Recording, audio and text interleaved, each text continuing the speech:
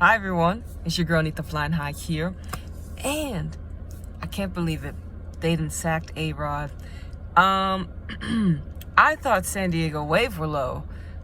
Well, apparently Utah staff, I don't know, did they not have a proper vision? Did they not understand how expansion teams work? Did they look at San Diego Wave and say, well, damn, they fired Casey with all the success that she actually has helped this expansion team? Well, it doesn't, I mean, A-Rod ain't really done nothing for Utah. We can go ahead and fire her as well. So, damn, how you gonna do a legend like that? How you gonna do a legend like that? Utah, y'all savage. I'm hearing a lot of people, even when we watched the last match with Amy's last match with Utah, it was against Portland and they drew. And you know, even the commentators were talking about how this Utah team played a lot better today, right? And you know, unfortunately, they need more, but they're another expansion team in this league that is very competitive. And yeah, so they let go of A-Rod. Hopefully she's able to get another opportunity, maybe and as an assistant, maybe she'll say, hey, look, maybe I'm not ready to be a full-time manager, and maybe I need some more practice, or maybe someone will actually hire her as a head coach. We're just gonna see what happens with A-Rod and Casey Stoney. I was reading Casey Stoney, what she had put out on her social media last night, because, you know, make sure we were live. We were watching the Rayadas Tigres match. I'll recap that a little bit as well. Good match as well for us Liga MX supporters. And yeah, so Casey Stoney, she said she was still processing, and she thanked everybody that, you know, that fucks with her pretty much. And she listed all the things that she had did for an expansion team. And honestly, I mean, look, San Diego, y'all were bad, but Utah was worse. I'm not gonna lie. I think firing A-Rod is just a bad look, Utah. Who's gonna want to play for y'all? Really though. Who you think you have to really, Utah? Make it make sense. Come on, you have the girl that played. Whatever. Anyways, we have some other transfers. I can't believe it, y'all. You know, I asked Manchester United last season. I was like, look, if y'all could do anything for City, it's to beat Chelsea for City. And of course, what did they do? No, they got their ass whooped. Who's the keeper? Oh, goodness. Mary Earps. Mary Earps then took her ass to France. And you know, PSG is my club, y'all. I can't believe it. So I have to welcome Mary Earps to our team. I want to say welcome to France. I hope, you know, I was listening to a little bit of what she had to say when they did a little interview of her. Yeah, best of luck to Mary Earps and PSG. I mean, they needed a new keeper because of the display of the keeper during the playoffs against Lyon, and she's kind of made a couple errors. And I mean, look, everyone wants to leave Manchester United for some reason. What's going on with United where, I don't know, it's like they want a bigger club, they want something better. But like I said, United and a lot of these other men's teams that started their women's teams late, y'all really look like y'all took the L big time. Y'all took the L big time. Y'all gonna have to catch up. Like United women will eventually be a good foe, a good competitive team against City. And they have some matches, but they've had some good matches, but they could be eons ahead of Manchester City if they were created first. But unfortunately, you know how it is in league. You know how it was in England. They banned football, for fuck's sakes. You know, they savage out there. So yeah, welcome Mary Earps to PSG, right? So yeah, welcome Mary. I hope, I don't know, she's probably gonna be a starting keeper, so I mean, hopefully we got some good rituals and spells with her in the keeping. And I'm not just saying Mary Earps is gonna help PSG win the title.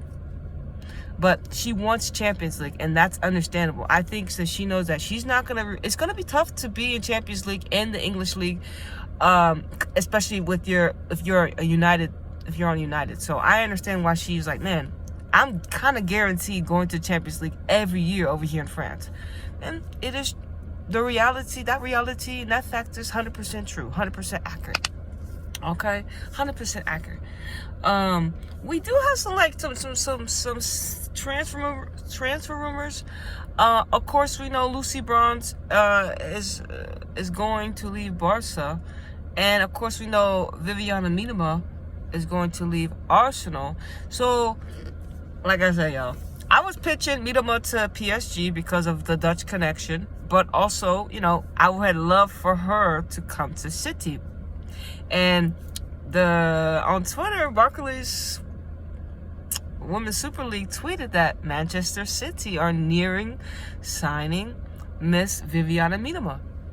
And I just want to say, this is amazing news. I think whatever team she had went to, regardless, and I'm just happy that City, she looks like she's gonna, fingers crossed, looks like she's gonna come here to City.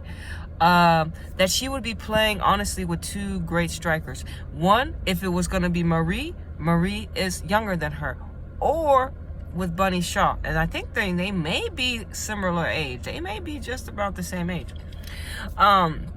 Bunny may be slightly older. I'm not too sure. But like I said, everyone was talking about, Miedema. She, did I already tell y'all? Miedema, she's not the same ever since the ACL. But I told y'all, that guy at Arsenal, first of all, he was bringing her off the bench, I guess after she was healthy and fit, bringing her off the bench and playing her in the position that, no, this is not her position. What are you doing, bro? You sent her up the field when you play her out of position. Did you not watch any of the film before you came to Arsenal and see where she plays and what her best role is at? Make it make sense. Making her play farther from the goal. I don't understand. Some people, like I said, some of these people don't be watching football. Anyways, but Miedema coming to City will be amazing. And now, of course, Bronze going to Chelsea. I mean, cool. I'm not really tripping. Listen, said if Chelsea win another league, I'm done. I'm boycotting WSL if Chelsea win again. It is over. I'm really. There's too many talented people in that league for Chelsea to be dominating 5 years in a fucking row. And if they do it again, that would be 6 years. And we can't have that. That's my number. City have to win the league next year. I know Arsenal are making some signings, but I feel like if we nab Miedema, I don't care if Arsenal get Kira Walsh. City winning this. City winning it. All right. Anyways. I have more to talk about. Rayadas and Tigres played last night. It was a great match. It ended 3-2. Champions Day champions. Tigres ended up being on top. We had a game winner from Nayeli. We had goals. A great goal from Bernal. A great goal from what was it? Jermaine. Little tap in finish. But we had goals from Catlana, goals from Mayor off the bench, and then of course Nayeli right at the depths ended up helping Tigres get another championship, Champions Day champions. But Rayadas, of course, we know they signed Lucia Garcia, the Spanish girl, and of course Kathy, the Mexican girl, and they'll probably be playing in these upcoming, because the season's about to kick off. Maybe this weekend or next Monday, around July 7th, 8th, around that time. Liga MX is coming back. So really happy. The game, Tigres and Rayadas was really good. We got 5 goals. And it was back and forth. I didn't expect, I had predicted 2-1 in the chat. So if you want to go replay on Twitch, you can see what I predicted. So I was almost right, but anyways, I was wrong. So I was really happy for Tigres. Jackie was captain as well, so it was really nice to see her with the armband. And I just, like I said, I think a lot of people and Jackie as well know that they want her to play in Europe, but I think right now it's just too good of a time right now to be playing in Liga MX. We got World Cup champions want to come and play over here right now. They're leaving their leagues to come play in Mexico, and I just don't think it's a proper time for Jackie to take her talent somewhere else. But then again, maybe I'm just selfish and I don't want her to leave. It is what it is. But anyways, y'all, that's all I gotta really say too much. I didn't really gotta say nothing else too much. But I already talked about A-Rod. Yeah, I already talked about A-Rod. Shout out to A-Rod, you know. Oh, okay. Yeah. So, Michelle Kang, if you don't know, Michelle Kang is the owner, or majority owner of... for some reason, I feel like I talked about this. But then again, I may have not. But just to reiterate, Michelle Kang is part owner or majority owner of a couple clubs, women's football teams. One, Washington Spirit in the NWSL. Two, Lyon in the Olympic Lyon in the French division. And now London City Lionesses. They are in the second division in the English League. And London City Lionesses, of course, we now know last season or maybe the last season before, they have changed their rules where 2 teams get relegated and 2 teams get promoted. So Michelle Kang decided, okay, we're gonna have to, of course, so I guess her contract went into attack a couple days ago or a couple weeks ago, but she signed Jocelyn, the manager from PSG, and also she nabbed the Swedish midfielder Aslani. And we're gonna see how this works out. We're gonna get to watch it real time to see how London City Lionesses gain promotion and go to the top flight with the money and the backing behind Michelle or other resources she has. And honestly, I'm very excited to see how this actually gets done, and like, you know, what pieces we may see. But yeah, I wish London City the best. You know, I want London City to do well. They got the money now, and hopefully, like I said, a little bit over time, we'll get to see what type of football they play. Because at the end of the day, y'all, I'm not really too worried about who's playing, who's not playing. Are you playing the game? Can you play? Do you help your players when you're on the pitch? Can we see that you can make an accurate pass when a girl's right in front of you? Are you able to score goals when you're right in front of the net? Stuff like that. But you know, since I see through the veil, I see a lot of things. So, and really, it's about how you make me feel when I watch the game at the end of the day, because I'm the observer. You know, I'm watching you play the game, and for me, I enjoy certain players and I don't enjoy certain players. But every player has an opportunity, every player has the opportunity to go out there and play their own game. And then us as the observers, you get to pick and decide what players you prefer to watch than others. And that's the great thing about football, right? Every player plays differently. Some play similar, some don't. It is what it is. Some are good or some are bad. Some are good or some are bad. Yes, but Michelle Kang, and here's my thing with Jocelyn. Yeah, you know, but here's my thing with Michelle Kang. We need a peep game, okay? So not only did she grab Jonathan, she grabbed Jocelyn. And okay, I know shade to the managers, but this is some shade. Jonathan, he got promoted from within Barca, correct? Right? And they won how many trophies? So many. He was probably and probably is one of the most successful. He probably is one of the most successful managers over his short period of time with Barca. But that was him being a manager. But behind the scenes, I don't know what he was before he became Barca's manager. We know that Barca fired their coach after they won and everything, and I think he was in the staff already. But whatever, he's an NWSL.